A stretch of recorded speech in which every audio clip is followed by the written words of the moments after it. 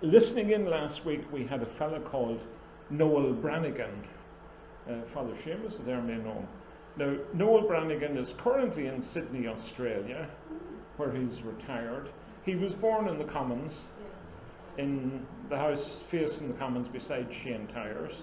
And he made a lovely comment to us. He said, he remembered, as he listened to me and listened to the talk on Henry Street, it reminded him of coming up from the drawbridge after a day's fishing and coming up the lane on his way home for his tea. And he uses the word drawbridge, which unfortunately all the outsiders in the town don't use anymore. It's the drawbridge, remember that please. And another fellow who's been home here a number of times, Michael Carraher, who's in Flushing, New York, sent messages as well. So we're getting round the world, so behave yourselves, please, and don't be letting us down, okay? Today's talk is on New Street, and I'm approaching it slightly different from before because Pauline here mentioned the Breen family last week, and I'm sort of going to have a wee introduction to the Breen family to get us into New Street. And the reason I picked the Breen family is that my grandfather lived 10 years in New Street in the first house, next door to the Breens, and my father always talked about Joe Breen.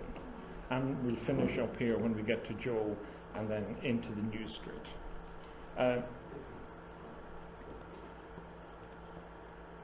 Beginning on New Street, it's a very strange street because it's not like Mucknow Street or Church Street. It's not a continuous line of houses on both sides. And the question is, what really is the name of this street? The original name of the street is Brewery Street.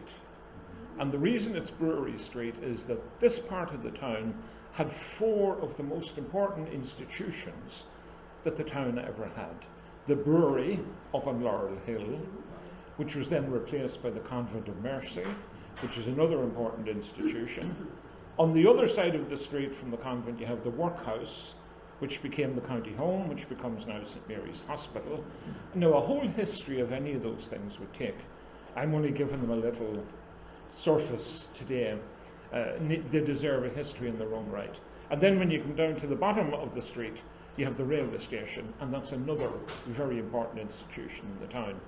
There are only three sections of houses, shall we say. The ones at the front left, as you look at the photograph here, whose correct name is Railway Terrace, right? Now, what's very unusual when I was up at the graveyard and I saw the McEnany's grave, that would be Father McEnany, who lived in New Street, and they have two graves. But on one grave they give their address as New Street, and on the other grave beside it they give their address as Railway Terrace, even though they lived in the same house. You then have the next, what are three houses today, Terencia Carraher's and the infant school. There were originally four houses on that side. And then there are two houses on the other side. Mary Hollywood is in one of them. There are two houses on that side. There also was a small gate lodge at the entrance to the convent. Isn't there anymore, it's gone completely. And then, of course, up to the brew house at the top of the hill, and we'll talk about that as well. But it's a sort of a disjoint street. Correct names for it, you can call it whatever you wish. It's New Street, Brewery Street, Railway Terrace, and my father always called the bit from the railway up as the Workhouse Bray. So all of the Donnellys and the Havens live. Laurel Hill, when you get to the top as well, that's newer. My father always called it the Workhouse Bray, and all those new houses are all built on a Workhouse Bray, as he would have called it. It becomes a broker. You have to sort of break down the street into its different parts. The railway line, at one stage, was the outer limit of the town boundary. So Terencia Carraher and Paddy Carraher, all those lived out in the country. They were cultures, right? They're outside the town. The town limit was actually the line of the railway. And on some of the older records, the bit above the railway doesn't appear because it wasn't in the town records. Looking for Joe Breen's family, and I went back first of all to the 1796 list of flax growers in County Monaghan, and there is nobody called Breen in County Monaghan in 1796. Now, there was a story, I think, that came from Wexford. Would that be right? Someone mentioned it?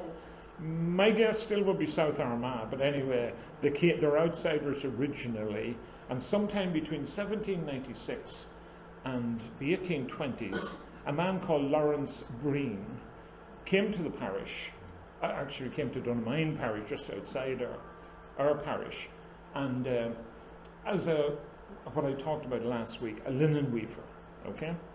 I then went aside to see could I find Lawrence Breen's farm and find his house. And I looked for him on what is called the tithe allotments. Everybody in the country had to pay tax to the established church. That's the Church of Ireland up on the hill. And there was great rows over them having to pay that tax, because if you were a Catholic, you're paying money to the Protestant church and you're also paying money to your own priest as well. It was an expensive outing. But this was a tax that you had to pay, and everybody's listed on these lists. And this is the list for Drumgoose. It's actually written as Drumgwish, okay? And Drumgwish is out where Tom football field is on the Dundalk Road, okay? Back towards the lake. And when I found Drumgwish, I discovered if you look down, there are McCardles. Doesn't matter where you go in Tom, you'll fall over a McCardle. There's Donaghys and there's McMahons, as you'd expect, and Callums and Duffys. But the fifth name down on the list is Lawrence Breen. And this is the first Breen in the area to come here, and wherever he came from, Wexford or South Armagh. It doesn't give the size of his farm, but it does give at the bottom of the first column that they measured 74 acres of land. That's not the whole town land, that's 74 acres, not including the bog bits, right, the wet bits, they weren't counted. And they paid a total of £41 rent for the area. Now, if you work out a ratio and assume Lawrence Breen's farm is the same value as the others, and this is Irish acres, 74 Irish acres, add on a third again, it's about 96 acres full. It works out that Lawrence's farm is 12 acres, which in the times was quite a big farm to have. So he's got a 12-acre farm, and what's the first thing he decides to do? Almost exactly 200 years ago, he decides to build a house, okay? Now, this is the map of the Ordnance Survey map of the early 1830s. Now, if you look closely at it, you'll see Drumgoose written across the top of it. Got that? To the right-hand side, there's a lake. That's Loch Ross in South Armagh. And the orange line at the extreme right-hand side is what we today would call the border, right? County Armagh then is just to the right of the map here. The road coming down in the bottom left-hand corner is the Dundalk Road. So you drive out the Dundalk Road, turn left at Tome Football Field. Tome Football Field is there, and then you drive over this road towards Drumgoose School, and you will see here a triangular field. Can you see that one? Look at that triangular field, because it keeps coming up and it'll keep telling you where to look. At the end of the triangular field, there's a little path up here to a house here.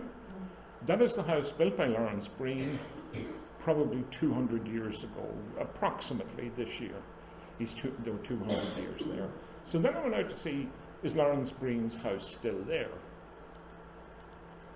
And I discovered it's there, sitting in the field where it has been for 200 years. And it's a typical, what I mentioned last week, the linen weaver's house. If you look at it from the left, you have the linen weaver's room, you have the front door. Now the porch has fallen down, the porch is gone. You can see the gap where the chimney was in line with the door. In the middle window is the kitchen, and then the master bedroom to the right. Now somebody has made it into a byre for hay or cattle or something, and stuck 2 extra doors into it, but they're modern bricks. But you can still see the linen weaver's house, and it's a beautiful house. It's not going to last much longer, and I know it's very, very old. 1, it's the correct shape for a linen weaver's house. 2, it doesn't have any gable chimneys. In later years, when they made these houses a bit better, they stuck on an extra gable for an gable chimney for a fireplace in the bedroom, but there's no gable chimneys here, so it's very old. It doesn't have a back door, and I don't think it had permanent windows on the back of it either, which makes it really old. So I'm judging it exactly 200 years. It's an interesting picture as well, because up at the top of the hill you can see a ring fort. You see the big cluster of trees, which means there's been people there since the 6th or 7th century. And there's also in the middle of his field a lone bush. You see it standing on its own. And of course the lone bush, or the fairy bush, you don't touch it. It's bad luck to touch it. This is the path up to it, okay? And it's quite a good path because it's got a bank on both sides. So you walk up that path, you get to the top and you turn over and you can go up to it. Now the farm is owned by Brannans today, Brannans and Brannans Cross, but there's nobody living in the area. I was trying to find one of them to see if I can get permission. There's one of them living, I think, in Crossmaglen somewhere. But I think if you go out and walk up to it, in the 2 minutes you go up, nobody will see you. And there's no cattle on it. It doesn't appear to be been used as a farm full time. And this is the house. I've blown it up. Can you see it now? The linen weaver's room, the front door, although the porch has fallen off, the chimney in line with the door, the kitchen window, now 2 things here, but here the bedroom window, and no gable window. Now, what was very strange was, as I was standing looking at this and trying to get photographs of it and thinking of going up to it, 2 people came walking along the road. One was Glenn Murphy, and 2 were Glenn and his wife Ticky, and they were out for a walk. It was Sunday week last, it was a nice sunny day. So Glenn stopped and we talked about the house, and I was explaining about the house, and he says to me, I'll get my drone out and take photographs of it for you. So the next day, Glenn got his drone out and flew over the house. And you can see the house here. You see it? And you see the triangular field. Now, if you want to get to it, drive out to Tome Football Field, turn left, and it's just past Tome Football Field. It's the second farm past it, and you won't miss it. Just drive on down, you'll see it there, park your car, and you can walk up to it. Now, it's also very interesting because the wife's garden still is at the back of the house. Can you see it there? Now, while the man is working the farm and he's growing his flax and maybe later on keeping cattle and growing oats and potatoes and so on, the woman had a major part to play in the finances of the house. At the garden at the back of the house, she grew vegetables, so they had fresh vegetables all the time. In fact, Sarah's mother told me one time, she remembers on a Sunday getting ready for dinner, and about 11:30 her mother sent her out to the garden to cut a head of cabbage and bring it in, and there was cabbage for the dinner in half an hour. And the same here, it would have been a vegetable garden. She would also have kept chickens, and should have taken the eggs every day or every second day down to wherever the nearest shop was. Well, I might guess Neely Burns is at Broomfield or wherever the nearest crossroads shop was, and she would get credit for the eggs that she brought in. The eggs were then sent to Liverpool or Birmingham or something like that. And then at the end of the month, she went back to the grocery shop with the credit for all the eggs she left in, and then she could get tobacco, tea, sugar, the sort of stuff that didn't grow in Ireland. And that was part of her contribution to the upkeep of the house. And also too, she would have kept pigs, right? And pigs become the great meat of the Irish farmer. And of course, every so often they would kill a pig, and they'd invite the 3 nearest neighbours to the house, and they'd kill the pig and take the blood and cut all the bits out of him, and then they would share out the pig in 4 pieces. And then when the neighbours were killing the pig, they would get a quarter of the pig back, and so on. And the pig was known as the American uncle, right? Because later on at this stage, people had friends in America, and at Christmas would send home a big box. And when you opened the box from America, there was dresses for the girls, and tobacco for the man, and maybe a new suit for the man, and there'd be chocolates and all sorts of treats. So when you opened up, so they saw the pig that when you opened them up, the kidneys and the liver and all the bits, so they called the pig the American uncle. He provided a lot of concerns. Glenn went on and took more photographs. This is Loch Ross, taken from the angle behind the house. The triangular field is down at the bottom right-hand side along the road, and that's Loch Ross. Most of you have been up to Loch Ross. I'm surprised how many people have never been at Loch Ross. You can go up to one side of it and you can sit there in their seats, and it's a nice place on a sunny day, a lovely place to go. This is the house from behind. Now, while there appears to be something here which may have been a door, it doesn't look to have permanent windows or anything, but you can see where the chimney was. So that's the back of the house. And this is what the front of the house looks like today. It's got badly overgrown. Getting into it would be a problem. But that's Lawrence Breen's house. Also, his son Lawrence lived in it, and his son Owen, and they were there right up until the early 1900s. Now, Lawrence Breen married a woman called McGinn, so they're related. That's your friends. Sorry? That's your friends. Sorry? That's your friends. Sorry? Their relations. Is it as well? Yeah. The McGinns? Yeah. All right. That's then is your cousin. So you have the Breens and the McGinns. McGinns come into our story later on, and that's a beautiful photograph there. And again, you can see the ring fort, the ferry, tree, the lone bush, as we call them, and in they went. Now, I come forward a generation to see, in the 1860s, is Lawrence still alive? And Lawrence is still alive. You'll see him down here on this list here at number 15. Lawrence Breen. Now he's got 20 acres of land, not 12. And what he has done is, he's taken the bog. The bottom part of his farm was all bog, down near the road. He's obviously drained all the wet pieces and added it in as part of his farm. As we say here, he took a shock down along the road. The water comes off, and now he's gone up to 20 acres. He possibly took over a couple of small farms belonging to people who died during the famine or emigrated during the famine. But he's up to 20 acres. But what's interesting is, go down to number 19, and you'll see his son, James Breen, has got 13 acres of land. So they've got 2 farms in Drumgoose. And this, again, is the map of Drumgoose. Looking at the picture, you'll see in the bottom left-hand corner is the Dundalk Road. Okay. Then you turn down. The railway is now on the picture. The railway has been built. And the main entrance into Tome Football Field is on the railway line.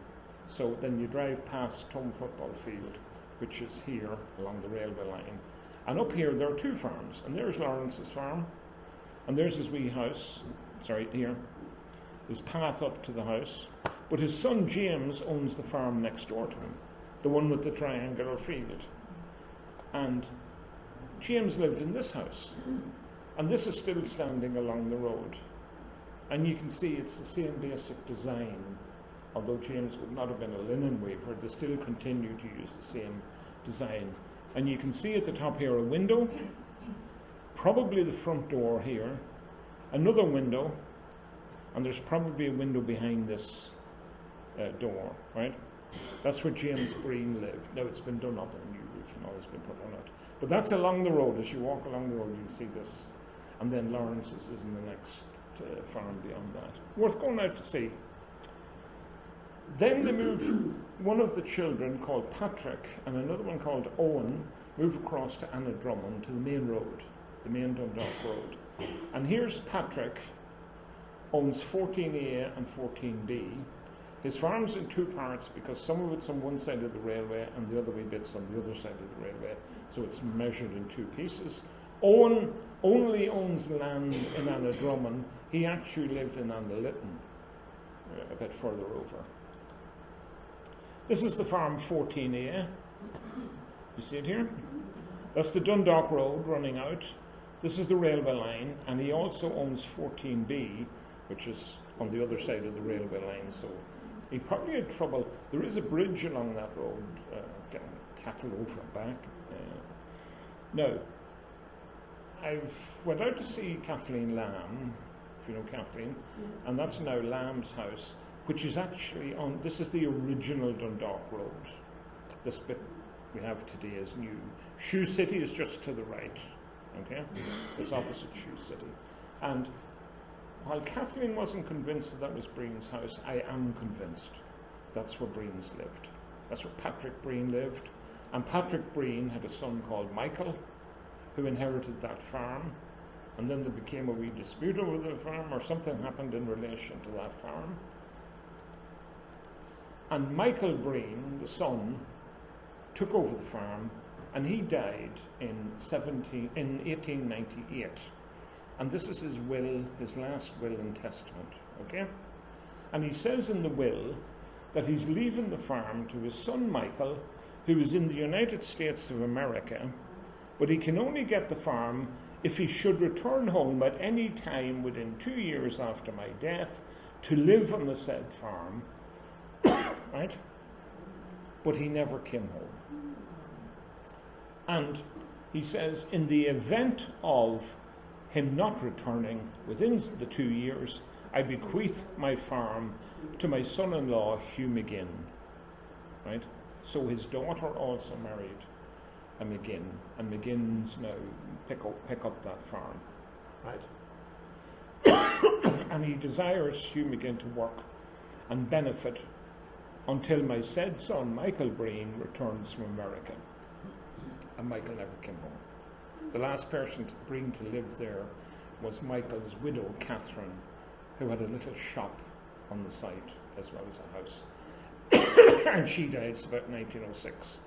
Now, he also leaves to another son, James Breen, the sum of £10, right? Now, why he didn't leave the farm to the other son, I don't know. But James has come into town and is now a painter and is living in the town. And this is Joe Breen's father, right? James Breen gets married. Did he marry Margaret Boyle? Is that right? Yeah. Yes. But when he marries her, he's described as a widower. Okay? But I can't find another marriage for him before that one. Now, Margaret Boyle, his wife, lived at Mullinee, that's on the Carrick Road. But they're living in town. And he's now a painter, though it talks about him there as a labourer, he's a painter. He's not living in New Street at this stage. Strangely enough, he goes to live in Ballybay for a while, right? And the census of 1901 for New Street has them in number 2 New Street. And there's his wife, Margaret, and all the children are in the house in New Street. It's the second house as you go up New Street on the left-hand side. Railway Terrace, we call it that. And I then found Joe Breen, the son, the day he went into school here, into the Beach Corner.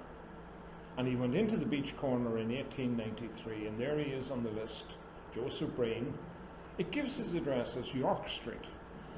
But it says that when he went to an infant school, and we all did in this town too, up till you were 7, you went to an infant school, Joe went to Ballybay Infant School, which means at some stage for a couple of years, James must have gone to Ballybay. And he's painting in Ballybay. But Joe then, and you can just see him that morning, there's a date on it there, October 1893, I think, walking into the Beach Corner, and him attending the school in there. He then decides to get married, and he marries Mary Flanagan, also from Castleblayney, and her father is Tom, who was a porter. I assume he's a porter on the railway, and he's the hacker. Tom, the hacker's grandfather. Mary then was his aunt. Mary Flanagan was a sister of old John Flanagan, to those who remember John, lived near 100 in Main Street, of course. And he's known as James Joseph Breen, but he's Joe Breen. He marries Mary Flanagan. But for some reason they go out to Orham Church to get married. It's still in the parish, it would be acceptable. But it's a long way to go out to Orham, and there's a church in town, but they got married out in Orham anyway. And then they began to have all of their children. And this is Joe's family, living in number 2 New Street in 1911. Joseph Breen, Mary Breen is the daughter, Thomas, Joseph, Ellen, John, Patrick, and there's somebody called Lawrence who's a boarder. We're keeping a boarder as well. You're descended from one of those, are you? Yeah, that is Paul's granddad and my granny. Which one? Paul's granddad is Joe. Joe. Tommy. Thomas's. Renata. Right. As Thomas, yeah. Now, Joe himself, the father. Now, my father was at school with one of the Breens. He was at school with Jack. Yes. He used to visit him in St. Mary's. Yes. And my father said that they lived in number 1, the Breens were in number 2. And Joe then has got 6 or 7 children, and along comes the Great War. And Joe, for some reason, enlists in the British Army and leaves Mary and 6 children. 6 eventually, there's 6 by this time, there may have been more after that, there's 6 at least. And off he heads to fight for king and country. He doesn't fight for king and country. Money is scarce, people can't get jobs, the army is a source of income. And the soldiers who went to the front got, I think it's 5 shillings each, Pax? Yeah, and then they got so much extra for each child they had. And the money was sent home to the wife. And this would have kept her going. Joe, unfortunately, ended up at the Somme and is fighting. And in 1917 is at the Battle of Passchendaele, where he gets shot through the head. Doesn't die instantly, but apparently months he was lingering with a serious head wound, and eventually he died in Belgium, and he's buried in one of the war graves in Belgium. And your family have been to the war grave? Yeah. My husband Has been there. So Joe Breen, descended from Drumgoose to Anna Drummond to Ballabay to New Street to Passchendaele, and he's now lying this morning in Belgium, where he died. And to me, Joe Breen, my father would always have talked about Joe Breen and the war and killed in the war and so on. One of the many who fought in the Great War, but Joe unfortunately, Joe was killed, never came back to New Street. The family then later on are linked in with the Burtons, and well, linked to the Flanagans, of course. Yeah. They're all cousins, and the Burtons are cousins, and there's a whole link with them around the town. Sorry, we'll go to New Street in a moment. One of the most, the first house was the one my grandfather lived in, the second one was Breen's. Now, it's interesting when I did look at this photograph, because the first 2 or 3 houses are different from the rest of them, which they're not today, of course. The later houses come up the railway terrace there are much taller than the original houses, right? Than the first 3. Now, the first house after, I think we left it, Maura McGinn's family, Pat McGinn, moved into that house. Now, Maura would always tell stories about her father, and since she told them, I can tell them. There was a lot of young fellas joined the British Army, and particularly in the 19th century, the younger sons, the eldest son could always get the father's occupation, and maybe the second son might be able to get a job in town. But if you have another 3 or 4 or 5 sons coming along, very little they could do to make money. Emigrate to America was one, and join the British Army was the other. And when they came home to Castleblayney, not so much the ones who fought in the Great War, because they had a tough time when they were out there, but the boys who went off in Queen Victoria's army, fighting in India and the northwest frontier and all those places, and they would go home to Blaney, and they brought home 2 faults with them, or 2 habits with them. They drank pints of Guinness, the soldiers, and they were the ones who would have introduced drinking Guinness to the towns. And the other thing was they smoked cigarettes, whereas the Irish small-time farmer would have smoked little clay pipes. And gradually the pipes get replaced by cigarettes. And the most common cigarette that these people would have smoked, of course, was the Woodbine, because Woodbine is smaller than the Sweet Afton or Player's Navy Cut, and it's cheaper, and you could buy them 5 to a packet instead of 10. And they described the British soldiers as having the red coat on their back, the Woodbine on their ear, and the Queen's shilling in their pocket. Now, Maura told me the story about her father, Pat McGinn, who fought in the Great War and survived it, that his nickname was One Match McGinn, right? He would get up in the morning to get out 1 Woodbine and strike 1 match and light it, and then every cigarette for the rest of the day he lit from the previous cigarette, and they nicknamed him One Match McGinn. And a lot of those ex-soldiers spent a lot of time over Bogues' pub. There was playing cards and all sorts of the different activities they would be up to, and that's where Pat McGinn spent a lot of his time. And those were the soldiers of the Great War and the soldiers who went before that. So Pat McGinn and Joe Breen, both from New Street, were soldiers of the Great War. This is one of the good photograph of it. Photographs are very scarce, but yesterday Sheila Lockman sent me this photograph, and this is a fabulous photograph of New Street. The houses have all been done up, so they're now all exactly the same size and identical. 1, 2, 3, 4, 5, 6. There are now 6 of them. Sorry? 5. Oh, 5, sorry. And have always been done by the same person, but I'm not sure who. You know, there was talk that my grandfather on my mother's side, Yeah. there was a story of some Branigans Yeah. who lived down in Barney's, Right. just within Right. Built those houses. Someone must put the money up for it. They look like they're organised by the same person in some way. Sorry, who owned them? Like, Sorry. I know my great granny told the story that the landlord wanted them out to live up and then he let them back in, and that's when that way they moved to Church Street. Right. So who owned them? That's I don't know. I That's think that's it was Louise or something that was the landlord. who is it? Louise, I think it was. It comes up on the census. Yeah, Lowy is. That there's a name, I think it's Louise. It could have been the Lowies. Yeah.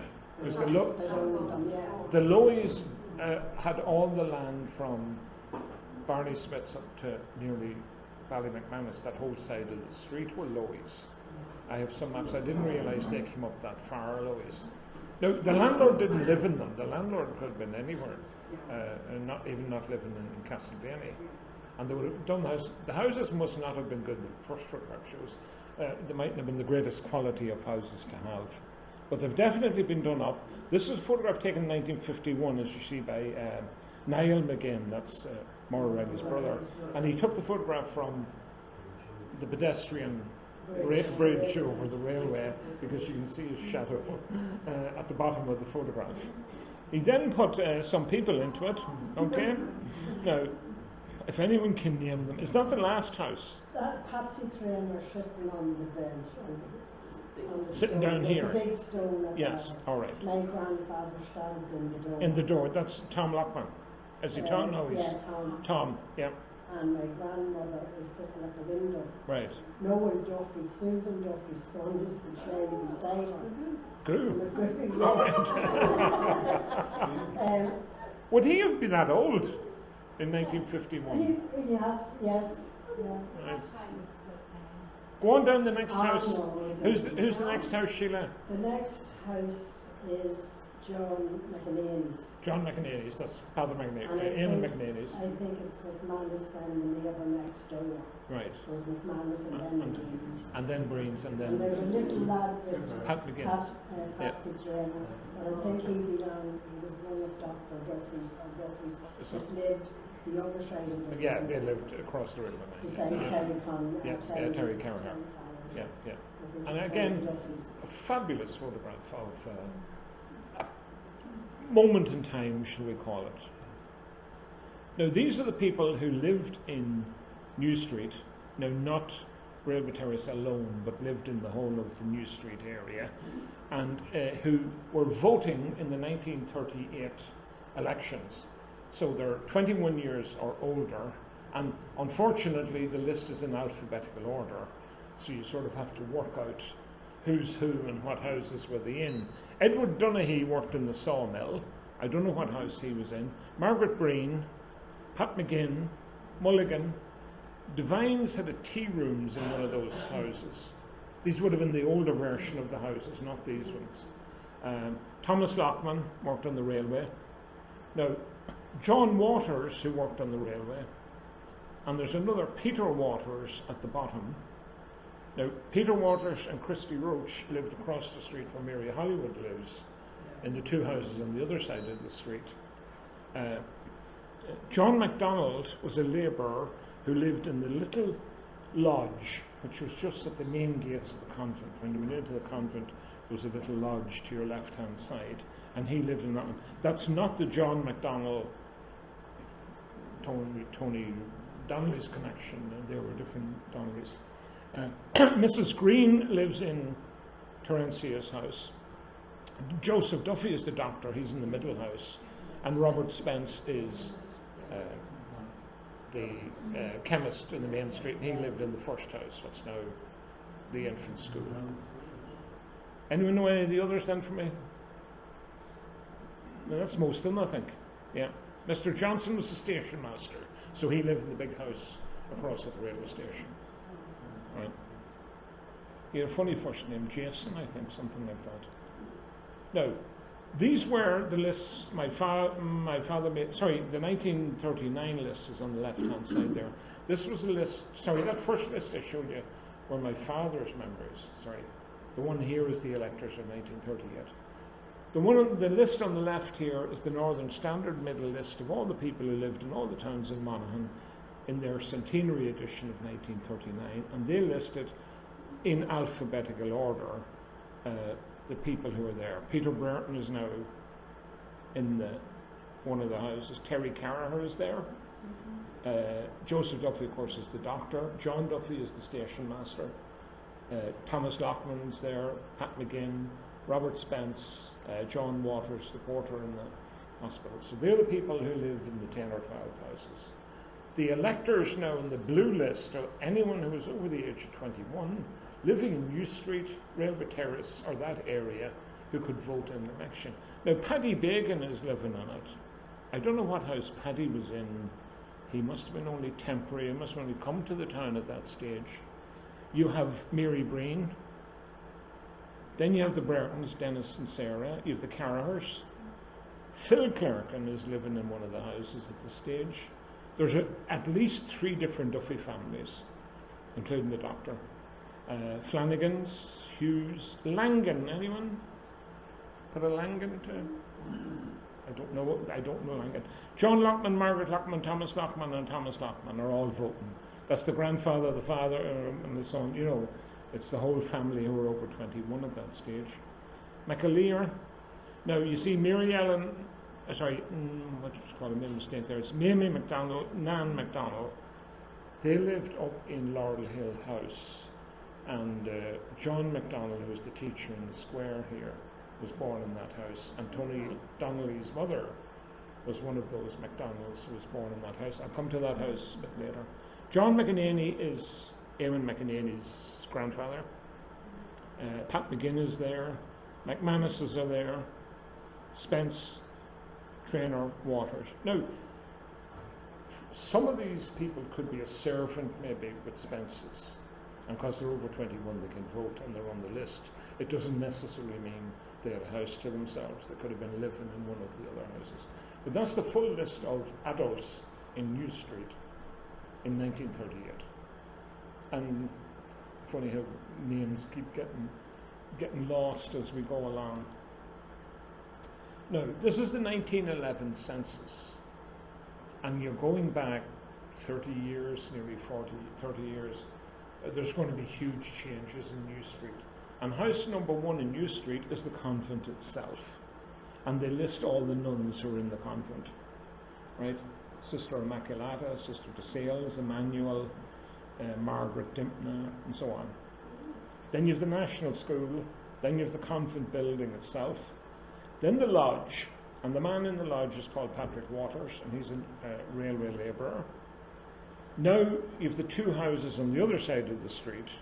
Christy Roach is in the first one. I think that's the one Mary is in, isn't it? Mary's there somewhere. The one nearest the furthest from the town is your house.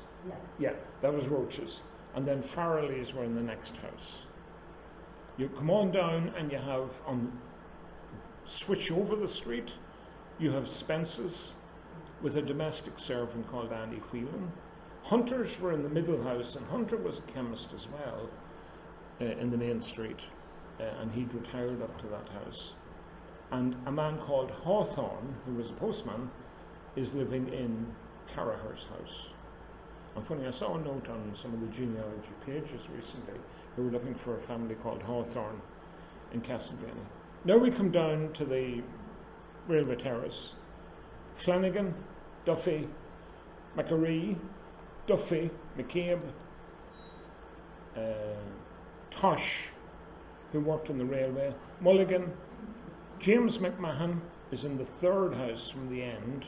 Now James is a postman as well, and those from Buckner Street, I see you Wigan there, your next door neighbour. You remember Jean McMahon, Inky, as they called him.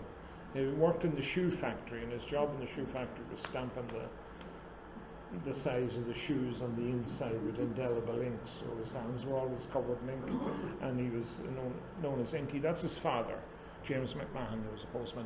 Then you've Joe Green, that's the Greens in the second one.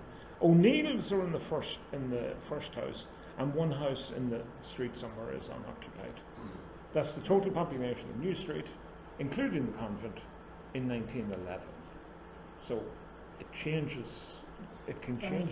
All these places can change very rapidly. Duffy's on Patrick Roseanne Clare's. Is that Duffy's, the that Gould? in the first house beside Terrace. Beside Terrace, That yeah. first house that my grandfather Was in, yeah. George Yeah. Now, there's more houses in 1911 than there was. There was 7 houses, I think, or maybe even 8 houses along there. And there's always a little bit of movement as well. Some people might switch houses, cheaper rents or whatever.